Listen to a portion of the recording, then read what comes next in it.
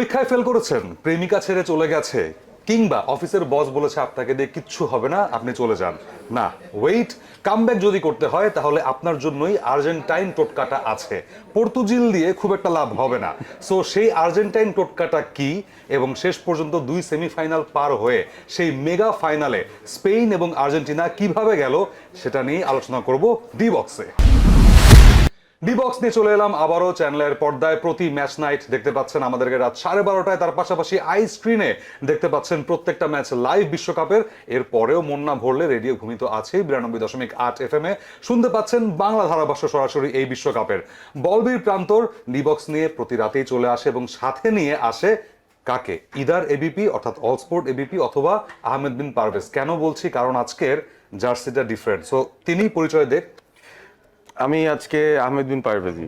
আচ্ছা, আহমেদ বিন Parvez, all sport ABP না? না। ওকে ওকে, আমরা শোর হয়ে নিলাম যে যেহেতু পর্তুগালের জার্সি পরে আছেন এবং আমি যেহেতু ব্রাজিলের জার্সি পরে আছি, সো কনটেক্সটটা কিন্তু ওইরকম নেই। আমরা আলোচনা করব আজকে দুটো সেমিফাইনাল নিয়ে, যেই সেমিফাইনালে ব্রাজিল পর্তুগাল কেউই ওঠেনি। একটাতে ছিল সেমিফাইনালে ফ্রান্স এবং স্পেন, অপরদিকে ছিল আর্জেন্টিনা এবং ইংল্যান্ড। আমরা যদি শেষ ম্যাচ নিয়ে আগে আসি, মানে একদম গরম গরম সবাই যেভাবে উৎফুল্ল হয়ে আছে এই ম্যাচটা নিয়ে কথা শুনতে, সো ওয়াই নট আর্জেন্টিনা এবং ইংল্যান্ড নিয়ে কথা বলি আমরা। থমাস টুকেলের ব্রেইন ফেড নাকি আর্জেন্টাইনদের সেই লাকের টোটকার উপরে ভিত্তি করে তারা চলে গেল ফাইনালে? জানতে চাইবো মতামত ডিরেক্টলি। আমার কাছে মনে হয় যে আর্জেন্টিনা তারা ডেফিনেটলি লাকের উপর ভর করে আসেনি, এবং এই প্রথম একটা ম্যাচ গেল যেটার পর আসলে আর্জেন্টাইন সমর্থকদের বিরোধী যারা আছেন তারা কেউ একটা প্রশ্ন তুলতে পারছেন না, বলতে পারছেন না যে এই সমস্যা হয়েছে, ওই সমস্যা হয়েছে, রেফারির এই সিদ্ধান্ত ভুল ছিল, কিংবা ইংল্যান্ড এই অ্যাডভান্টেজ পেয়েছে, এরকম কোনো ধরনের কিছুই ঘটেনি। তবে শুরু থেকে যে উত্তেজনাটা আমরা এক্সপেক্ট করছিলাম ইংল্যান্ড আর্জেন্টিনার ম্যাচে, সেটাই কিন্তু ঘটেছে। আমরা দেখেছি যে বেশ ফিজিক্যাল একটা গেম হয়েছে, ফার্স্ট হাফে প্রচুর ফাউল হয়েছে দুই পক্ষ মিলিয়েই, বাট রেফারিও সেটাকে বেশ ভালো সামাল দিতে সক্ষম হয়েছেন। বাট মজার যে বিষয় সেটা হচ্ছে আর্জেন্টিনার এই বিশ্বকাপের ফুটবলটাই আসলে শুরু হয় 75 মিনিটের পর থেকে।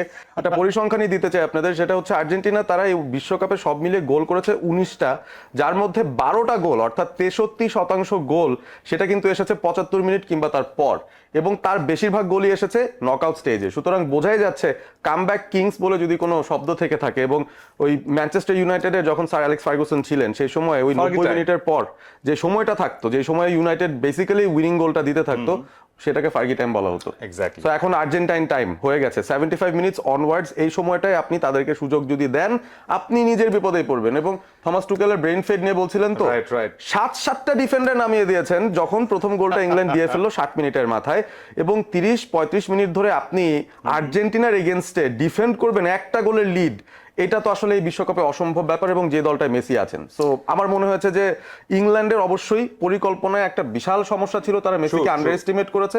বাট দিন শেষে লিওনেল মেসি তিনি অন্যরকম ভাবে নিজেকে প্রমাণ করছেন প্রতিদিন।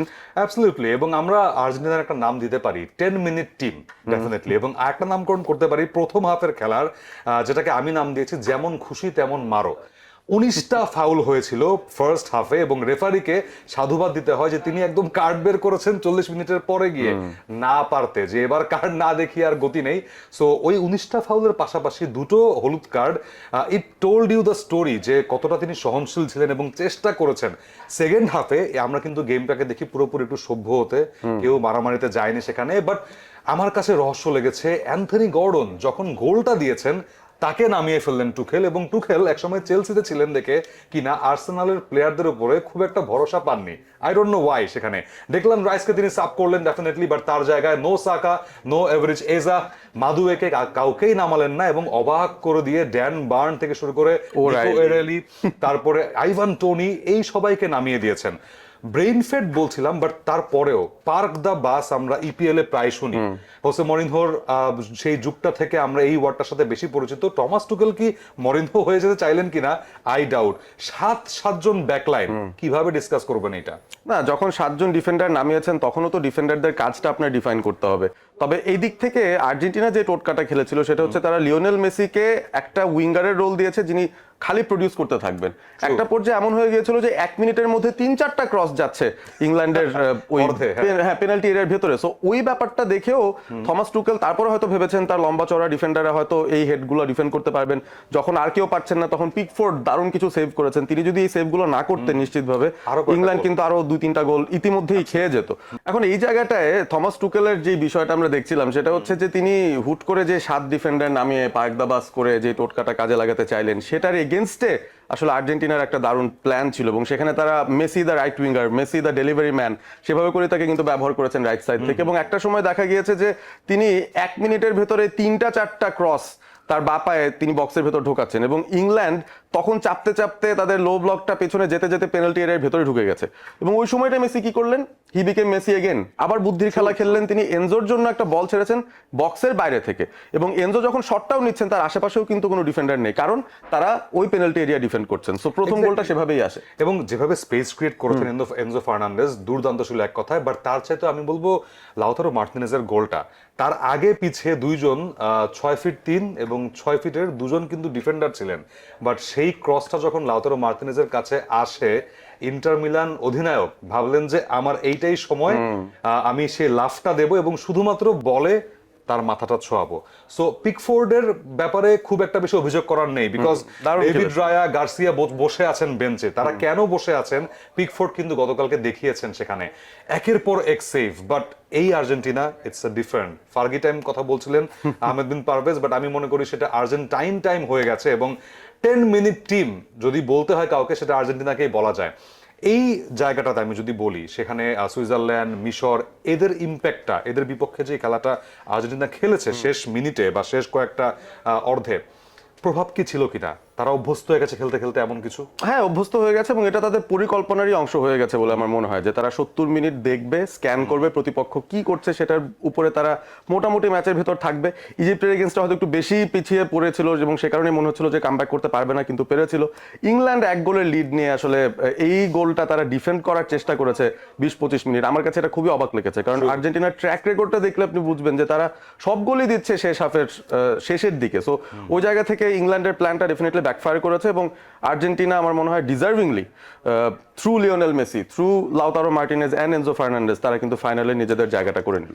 এক্স্যাক্টলি। টমাস টুকেলের আগেও এরকম ব্রেন ফেড করেছেন রিয়াল মাদ্রিদের সাথে, যখন তিনি বায়ার্ন মিউনিখের কোচ ছিলেন 2024 সালের ইউসিএল এ। সেখানেও তিনি একটা গোল দিয়ে তারপরে হঠাৎ করে পায়দাবাস, তারপরে হোসেলু এসে 2টো গোল দিয়ে ম্যাচ বের করে নিয়ে গেছেন। সো এরকম টমাস টুকেল আরো, আমার মনে হয় যে তার আরো পথ চলা বাকি আছে সেখানে।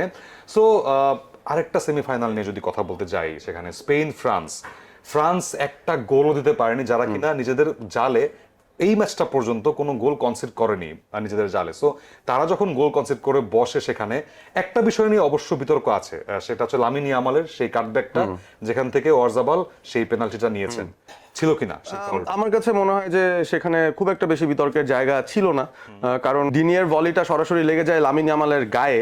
তো ওই জায়গায় আমার মনে হয় ক্লিয়ার কন্ট্যাক্টের কারণেই ইনসাইড দ্য বক্স এরকম কন্ট্যাক্ট হলে পেনাল্টি পাওয়ারই কথা।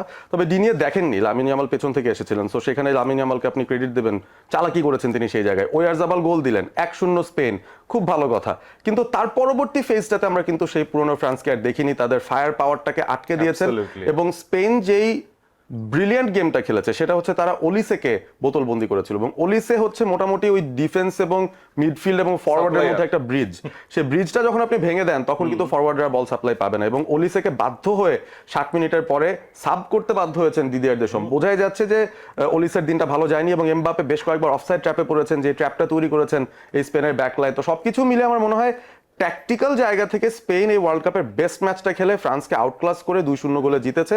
ফ্রান্সকে কোনো গোল দিতে দেয়নি, সেটা একটা বিশাল বড় ক্রেডিট। এবং আরো একটা মজার বিষয়, যেহেতু সেটআপটা হয়ে গেছে, it's Lamine Yamal versus Lionel Messi. Social মিডিয়াতে এই ছবিটা নিশ্চয়ই দেখেছেন, গোসল করাচ্ছেন লামিন ইয়ামালকে লিওনেল মেসি। সো এই বিষয়টা কিন্তু চলে আসলো আবার ফাইনালে। এক্স্যাক্টলি, সেটা নিয়ে আমরা পরে কথা বলবো ডেফিনেটলি। এবং বার্সেলোনা শেষ এই মৌসুমে তারা অফসাইড ট্র্যাপে ফেলেছে প্রায় 56% ম্যাচে প্রতিপক্ষকে। সো সেখান থেকে এমবাপ্পেকে ট্যাকল করাটা তারা খুব ভালো মতো জানতো এবং সেটা করেছে এবং করে ফাইনালে পৌঁছে গেছে। সো ফাইনালটা আরো বারুদে হতে যাচ্ছে। সেই সব কিছু নিয়ে কথা বলবো ডি বক্সের আরেকটা পর্বে। অবশ্য আজকের মতো বিদায় নিচ্ছি ডি বক্সের এই পর্বটা থেকে। থাকবেন আমাদের সাথে পুরো বিশ্বকাপ জুড়ে। আর মাত্র একটা ম্যাচই বাকি, সেই বিগ ম্যাচ।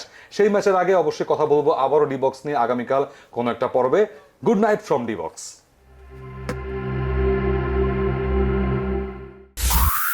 রেডিও ভূমি 92.8 FM।